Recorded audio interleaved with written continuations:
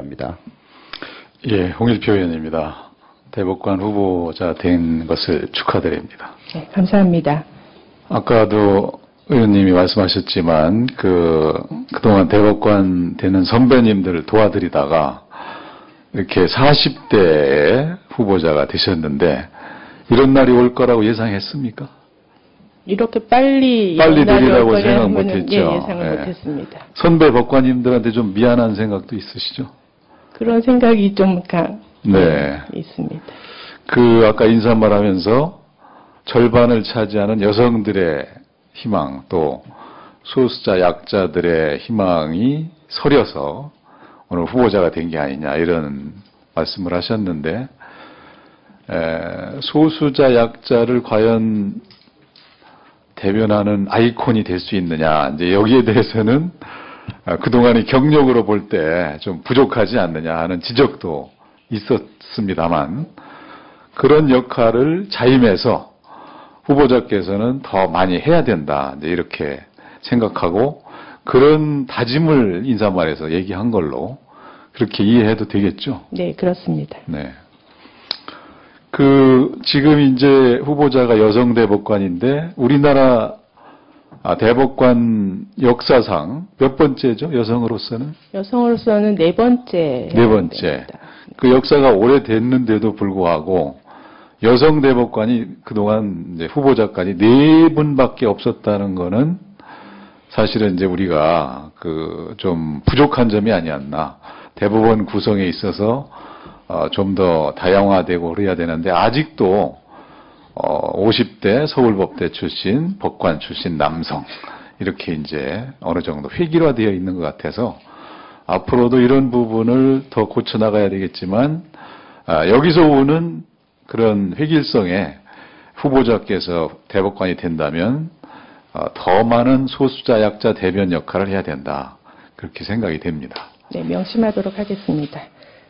조금 전에 우리 이준석 의원께서 질의하실 때 존경하는 대법관으로서 이용훈 대법원장과 김용담 대법관을 이홍훈이죠. 네. 제가 서면 답변서에서 보니까 이홍훈 대법관을 이제 얘기한 것으로 보여지고, 저도 다른 질의 덕담은 좀 더 하려고 그랬는데 신영철 대법관 사건에 대해서 이야기가 나와서 저도 사실 이제 법사위 하면서 그 부분에 대해서 직접 옆에서 지켜봤기 때문에 제가 본 신영철 대법관 사건은 사법행정상의 지휘 감독권과 재판의 독립이 어떻게 양립할 수 있느냐 하는 고민이 우리 대법원으로서는 처음으로 경험한 사건이었다. 이렇게 보여집니다.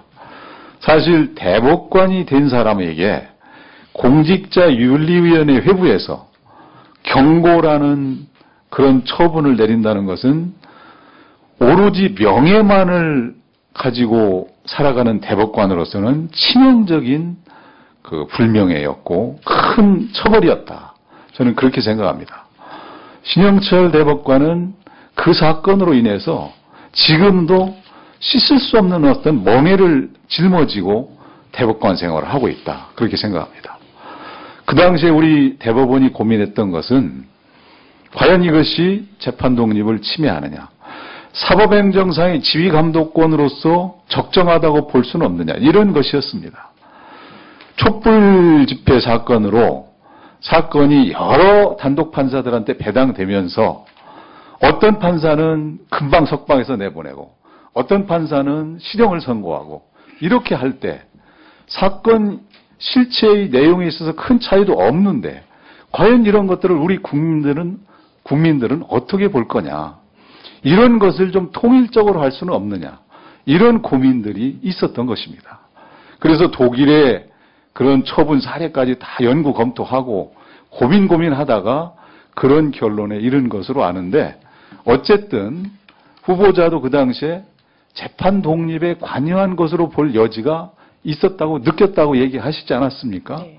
젊은 법관들 대부분이 그런 느낌이 있었다면 그런 것을 시정해 가면서 앞으로, 그렇다고 또 법관이 마음대로 그냥 자기 멋대로 행동한다, 이 판사 어느 판사 만나느냐에 따라서 완전히 결론이 달라져서 그 재판받는 당사자들의 입장이 마치 로또와 똑같다. 이렇게 되어서는 안 될 거 아니겠습니까? 그런 점을 우리가 또 시정해야 될 필요가 있다. 다만 이제 의원님들 질의는 그 역사의 현장에서 후보자는 과연 어떻게 행동했느냐, 이거를 물어보는 데 있다고 보여집니다. 그런 점에서는 또 성실하게 답변해야 될 의무가 있다, 이렇게 보여지고, 그 부분에 대해서는 이렇게 보는 시각도 있다. 저는 이런 점을 지적을 하고 싶습니다.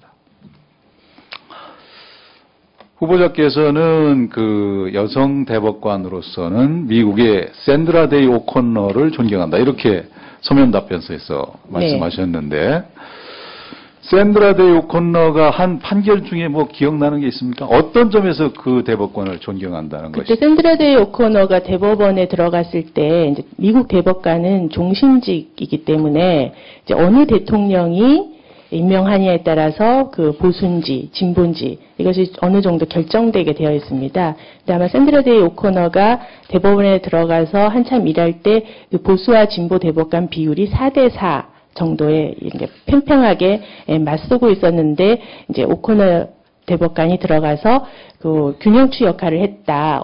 모든 사건에 있어서 진보나 보수 이렇게 섰던 것이 아니라 그 당시에 국민의 법감정 이런 것을 고려해서 일반 국민의 가장 적합한 쪽에 손을 들므로써 절묘한 균형추 역할을 했다. 이렇게 평가를 받고 있습니다. 네. 좋은 점을 이제 착안하셨다고 보고, 현재 우리 대법관 후보자까지 14명 모두 이명박 대통령이 임명하게 됩니다. 이 점에서 지금 사법부의 보수화가 우려된다, 이런 얘기를 일각에서는 하고 있습니다.